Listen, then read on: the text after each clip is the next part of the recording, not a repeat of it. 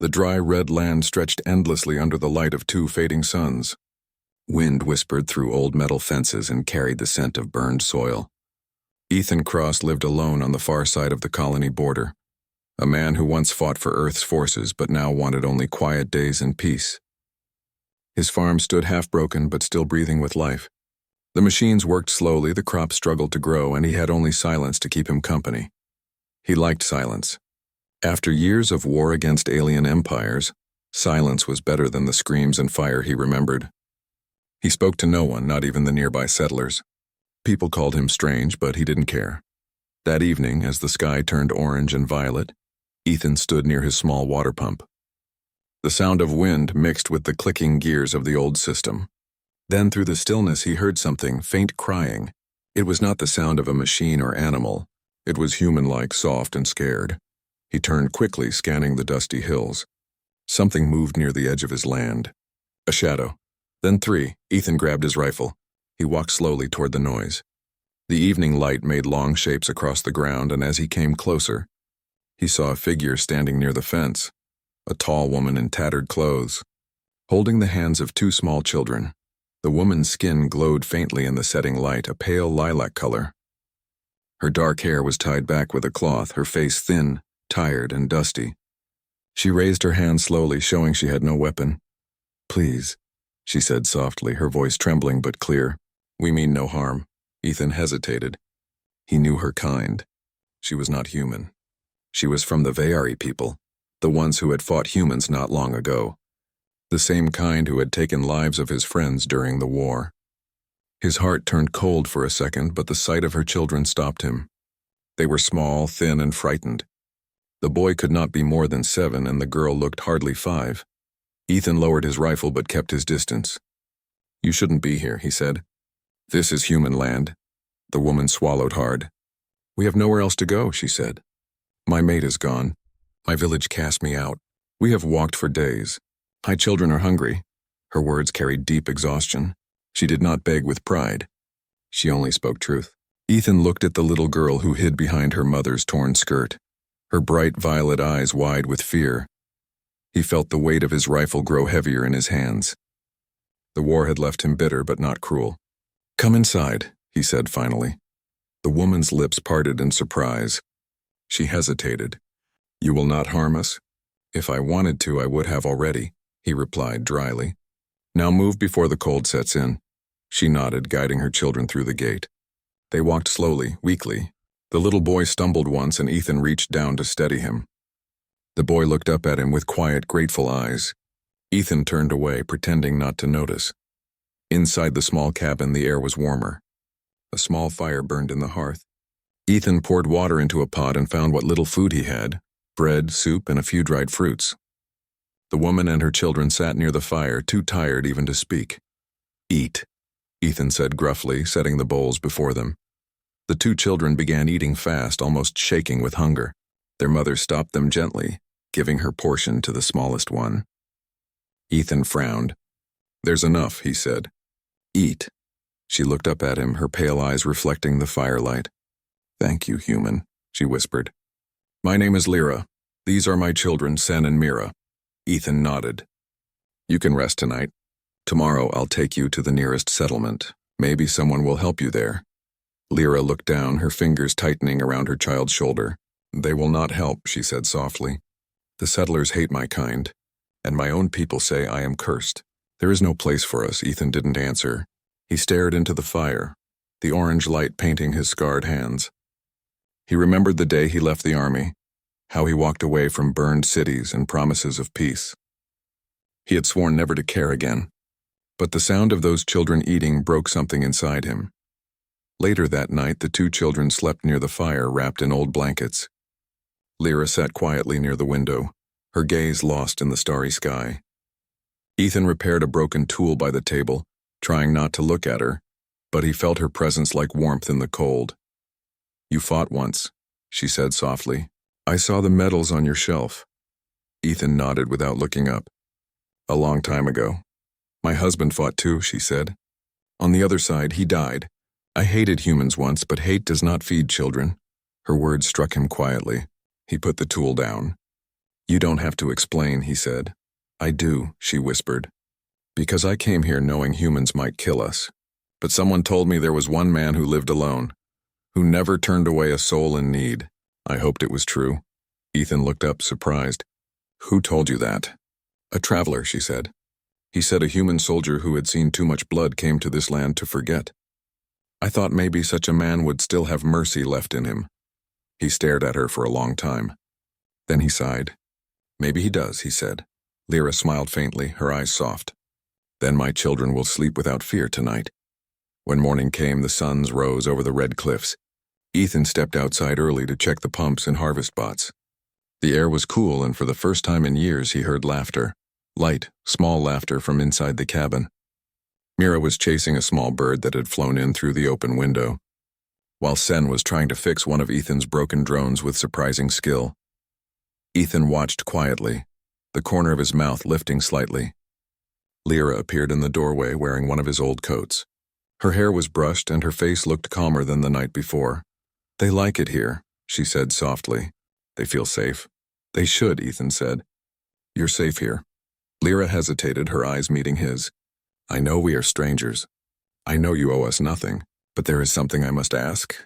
Ethan put down his tools slowly. Go on. Her voice trembled, but her gaze was steady. If we stay here without a bond, others will come.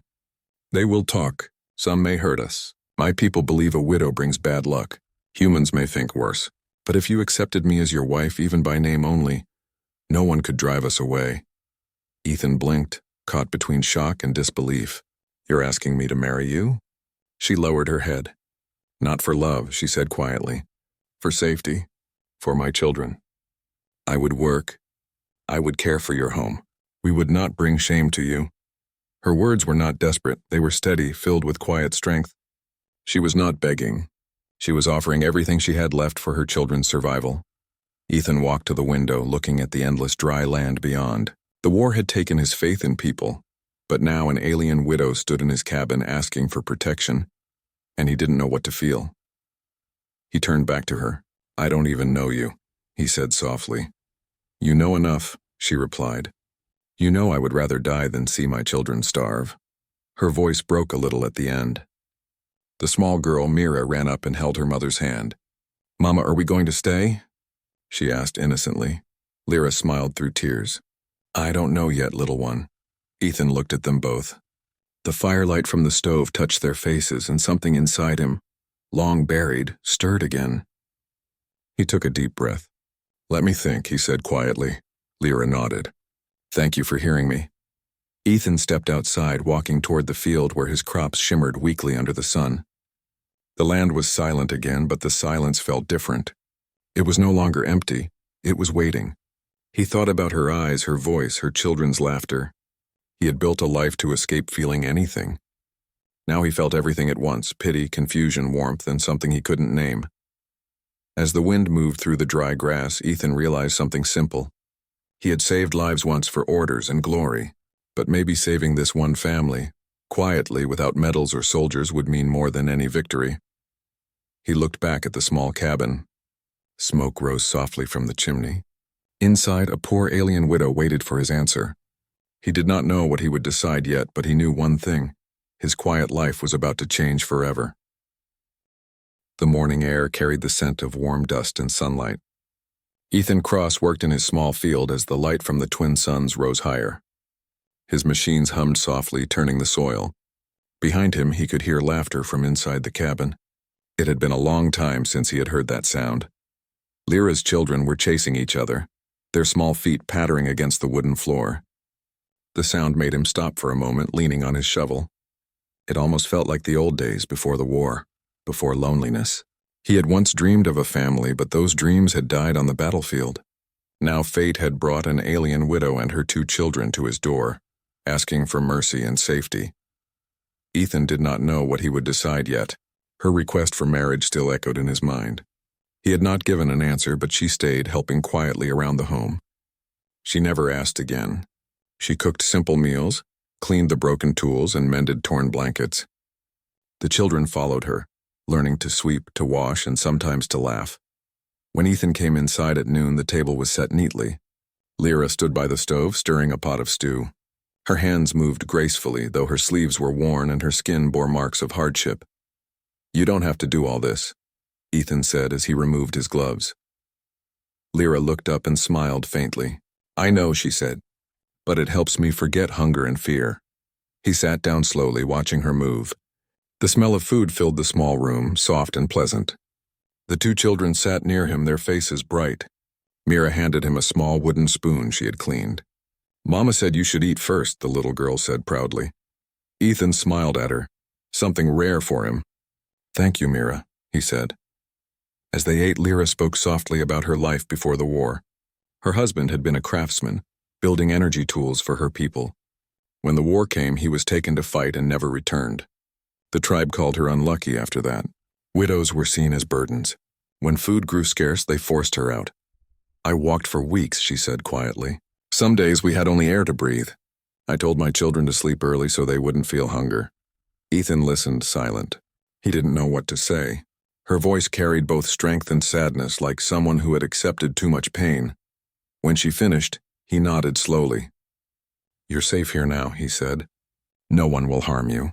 She looked at him with gratitude. "You say that, but people fear what is different." He shrugged. "Let them fear. I'm not afraid." That night, the stars shone bright above the red hills. Ethan sat outside on the porch, smoking an old pipe. The air was cool, and the sky shimmered with distant galaxies. Lyra stepped out quietly, wrapping a shawl around her shoulders. She stood beside him without speaking for a while. "The stars are the same for both our worlds," she said softly. "When I was a girl, I used to watch them and dream of flying among them. Now I only dream of safety for my children." Ethan looked at her, the firelight from the porch lamp touching her gentle features. "You've been through too much," he said. "So have you," she replied. "But you still open your door to strangers." "Why?" he thought for a moment. "Because once someone opened a door for me," he said. "When I came back from the war, I was broken. A farmer and his wife took me in for a few weeks. They fed me when I couldn't pay. I never forgot it," she smiled softly. "Then maybe kindness travels in circles. You give what was once given to you." For a long moment, they watched the stars in silence. The next day, Ethan went into town to sell some crops. The settlement was small, mostly human, with dusty roads and a few trading posts. As he loaded his cart, a man named Red walked up. Red was tall, broad, and always curious about other people's business. "Haven't seen you in a while, Cross," Red said, spitting into the dirt. "You been hiding out again?" "Working," Ethan replied flatly. Red grinned. "Heard you've got visitors at that old cabin of yours. Some say they saw a woman and kids. That true?" Ethan's jaw tightened. "What I do on my land is none of your concern." Red leaned closer. "You be careful. Folks don't like aliens around here, especially that kind. You keep them too long, you'll have trouble." Ethan didn't answer. He turned and lifted another crate onto the cart. Red laughed and walked away, but the words stayed. He knew the settlers were suspicious and fearful. The war might be over, but hatred lingered like smoke after fire. When Ethan returned home, Lyra met him at the gate. She could sense something was wrong. "Did they say something?" she asked quietly. He shook his head. "Just talk. Ignore it," but she didn't look convinced. "They will come. They always do. People fear what they don't understand." He placed a hand on her shoulder gently. "Let them talk. You and your children are safe here." I promise. That evening, a soft rain began to fall. The sound of droplets against the roof filled the cabin. The two children played with wooden blocks Ethan had carved for them earlier. Mira's laughter mixed with the sound of rain, light and sweet.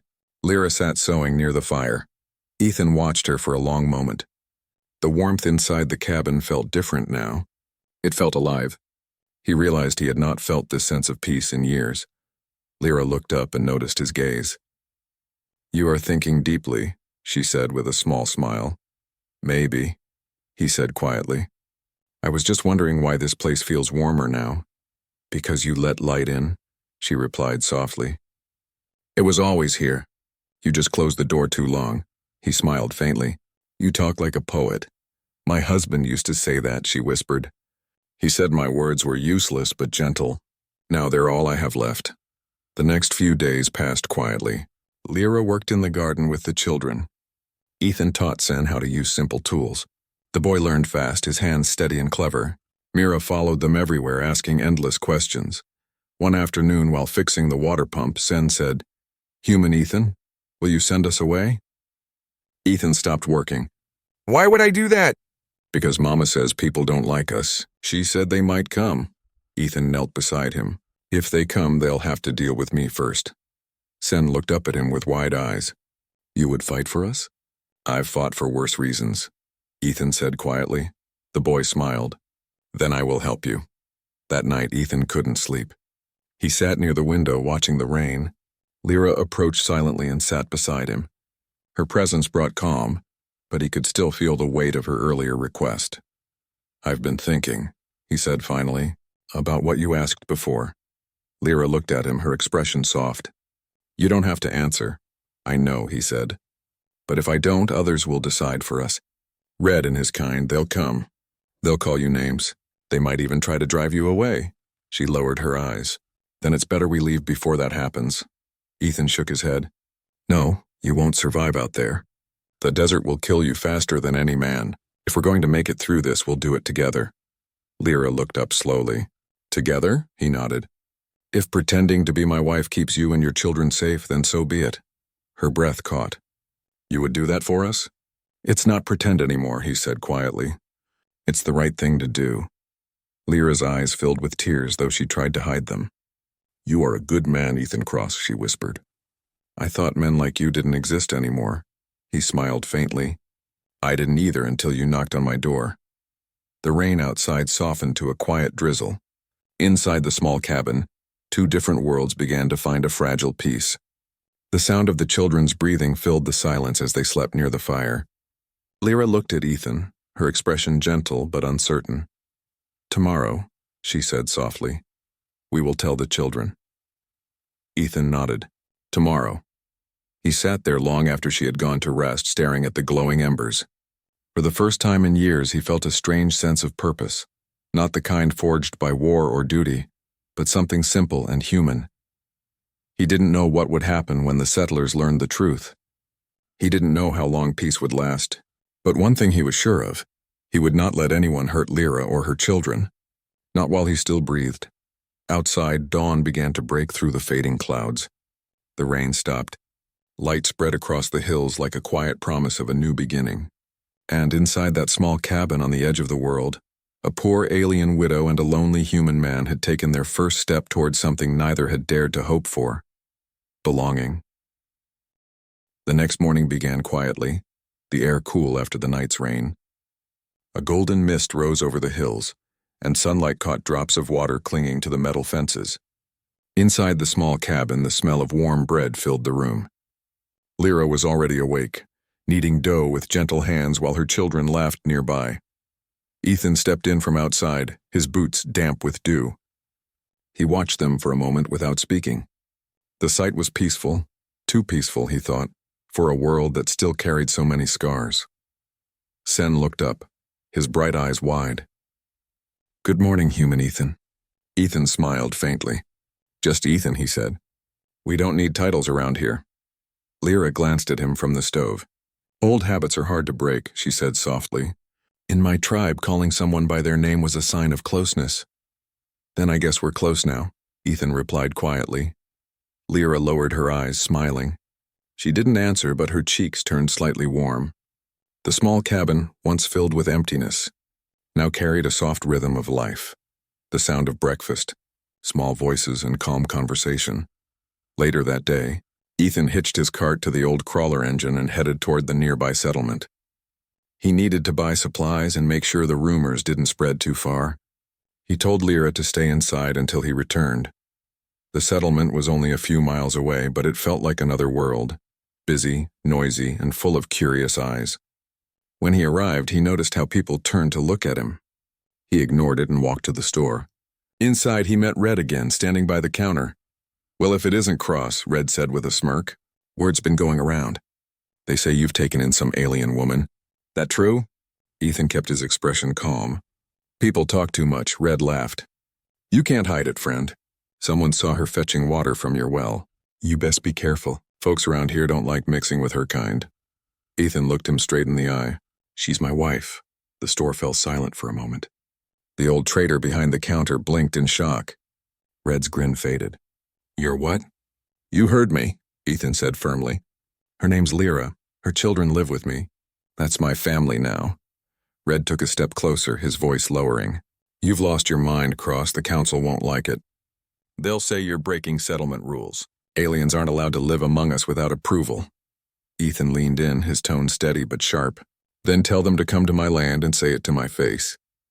The tension hung heavy between them. Red spat on the floor, muttered something, and walked out. Ethan finished buying supplies and left without another word. As he rode home, clouds began to gather over the hills. The wind picked up dust and carried it in long waves. He knew trouble would come soon. People feared what they didn't understand, and fear always turned into anger. When he reached home, the children ran out to meet him. Sen waved a small wooden toy he had carved. "Mama said you would come back." Ethan lifted the boy briefly and smiled. "Told you I don't break promises." Inside, Lyra looked at him with quiet concern. "Something happened," she said softly. He nodded. "They know." Her face went pale. "Then we must leave." "No," he said quickly. "This is our home now. If they come, they'll have to go through me." She looked into his eyes for a long moment. "You can't fight an entire town." "I've fought worse," he said simply. That night the storm broke. Rain hammered the roof while lightning flashed across the plains. The children slept close to the fire. Lyra stood by the window watching the dark sky. Ethan came up beside her. "You should rest." "I can't," she whispered. "In my dreams I always see flames. I see people shouting. I see my children taken from me." He placed a hand gently on her shoulder. "That won't happen again." She turned to him, her eyes shining in the dim light. "Why do you care so much?" "You could have sent us away." He looked down for a moment before answering. "Because once I had a family. They didn't survive the war. I couldn't protect them. Maybe this is my chance to do better."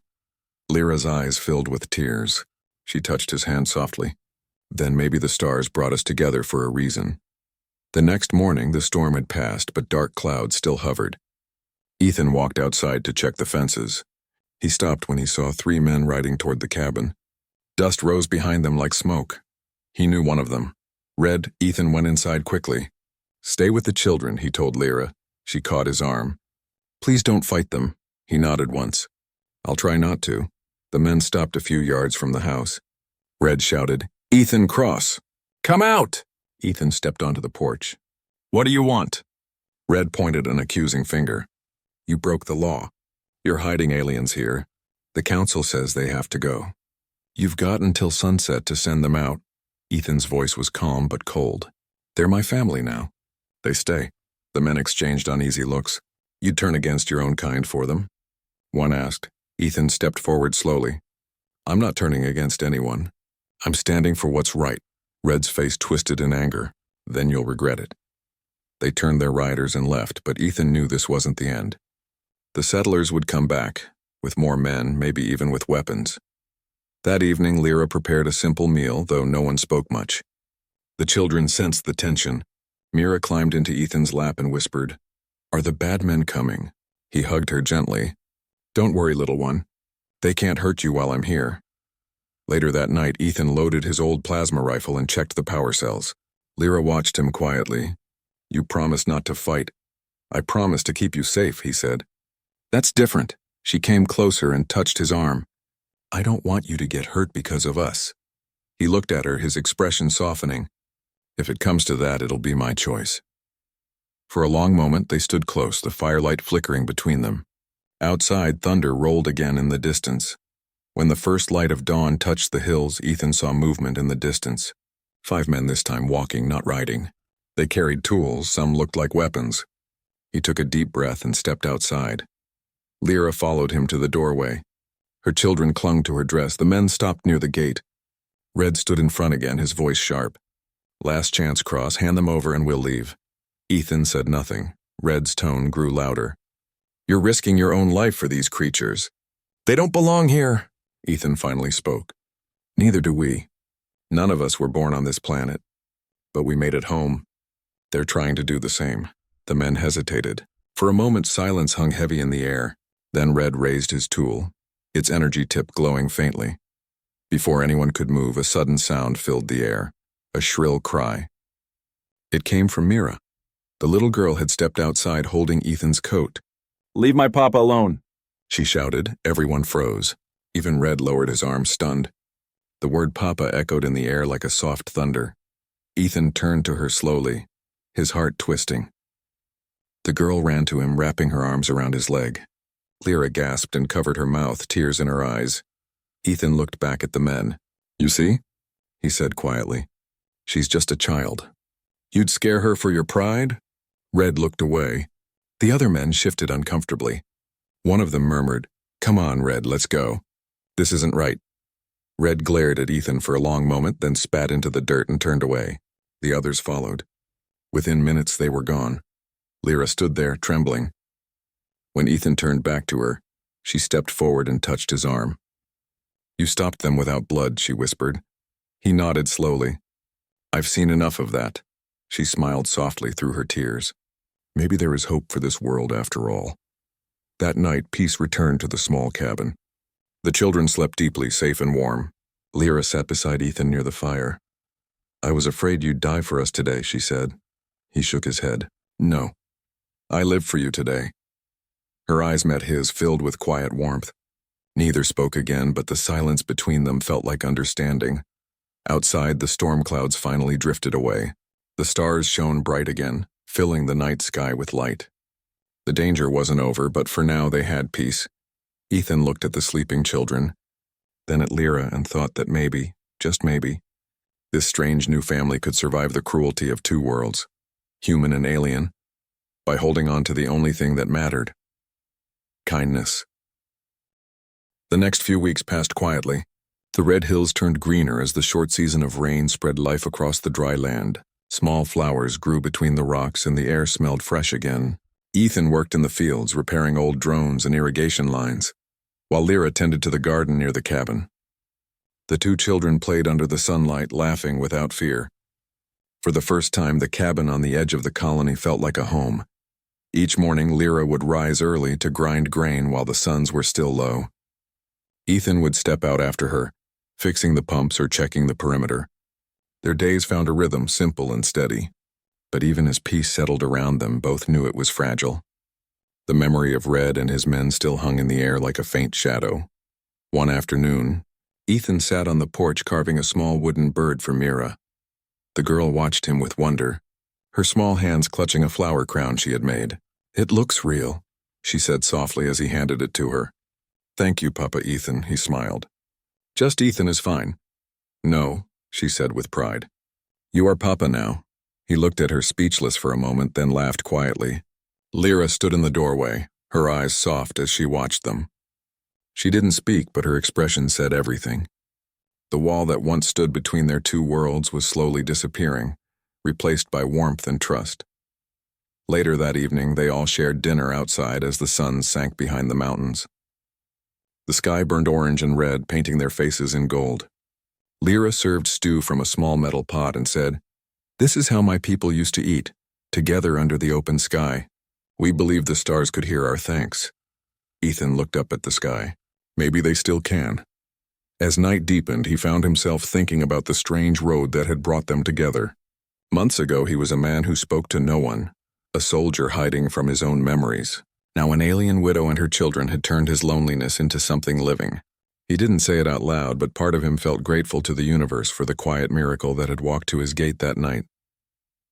The next morning, while checking the western fence, Ethan saw dust rising in the distance.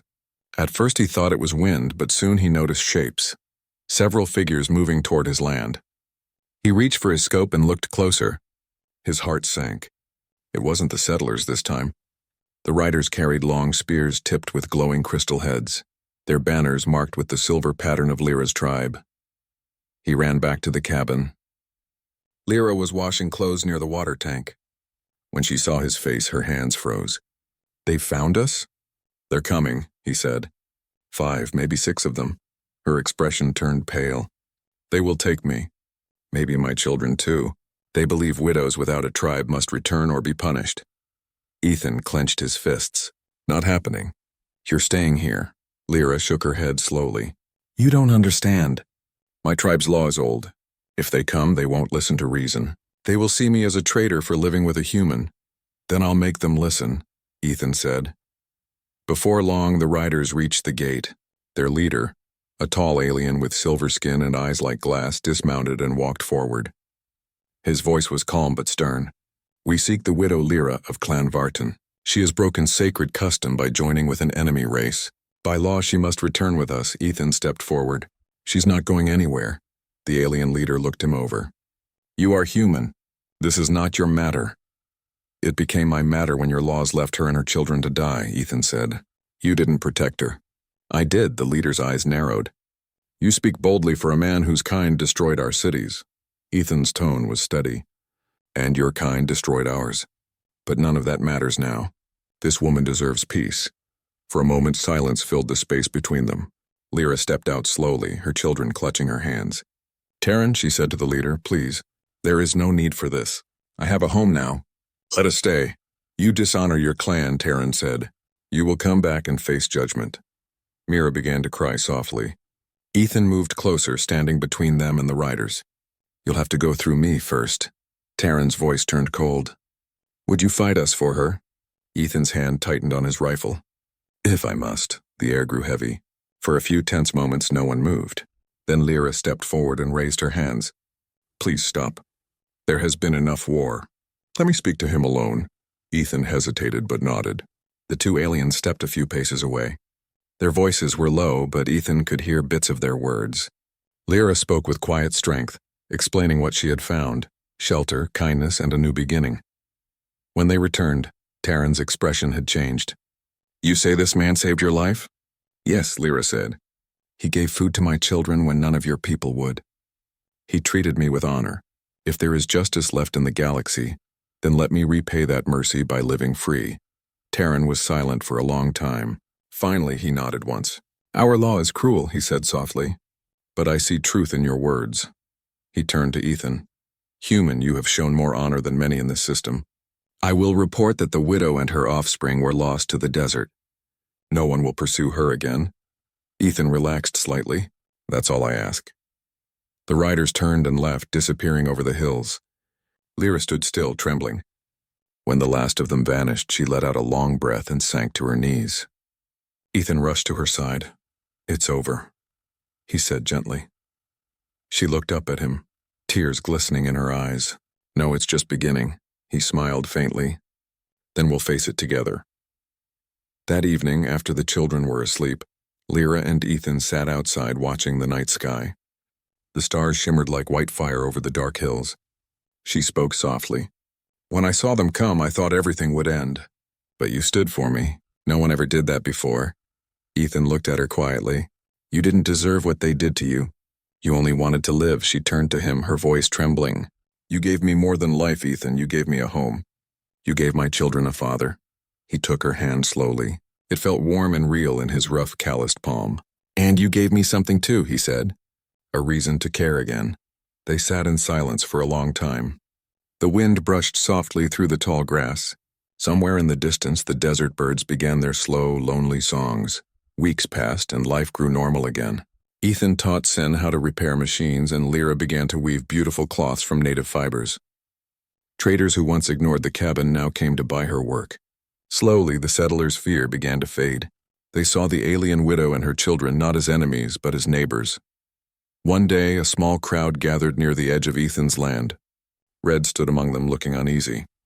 He walked forward and said, We came to see if the stories were true. Ethan crossed his arms. Which ones? That the alien woman saved your harvest with those strange seeds she planted, Red said. The crops are growing twice as fast. Lyra stepped out, holding a small handful of blue seeds. These are gifts from my people, she said softly. They heal the soil. I only wanted to share. The settlers looked at each other. Then Red nodded slowly. Maybe we were wrong about you. Ethan gave a small smile. Maybe it's time people stop being right and wrong and start being human again. The men laughed quietly, the tension breaking. When they left, Lyra turned to Ethan and said, You changed their hearts. He shook his head. You did. That night, as stars filled the sky, Ethan sat with Lyra and her children by the fire. The warmth wrapped around them like a soft blanket. Mira leaned against Lyra's arm, half asleep. Sen sat beside Ethan, staring at the flames. "Papa, Ethan," the boy said, "are we really a family now?" Ethan looked at him and smiled. "Yes, son, we are." Lyra's eyes glistened. She whispered, "Then we are no longer lost." The fire crackled softly, and the stars above seemed closer than ever. On a quiet planet far from Earth, a lonely soldier and a poor alien widow had built something greater than survival. They had built a family, a bridge between worlds. Ethan looked at the woman beside him, the children asleep at her side, and thought that maybe humanity's greatest victory wasn't in wars or machines, but in kindness, and under the endless alien sky he finally felt at peace.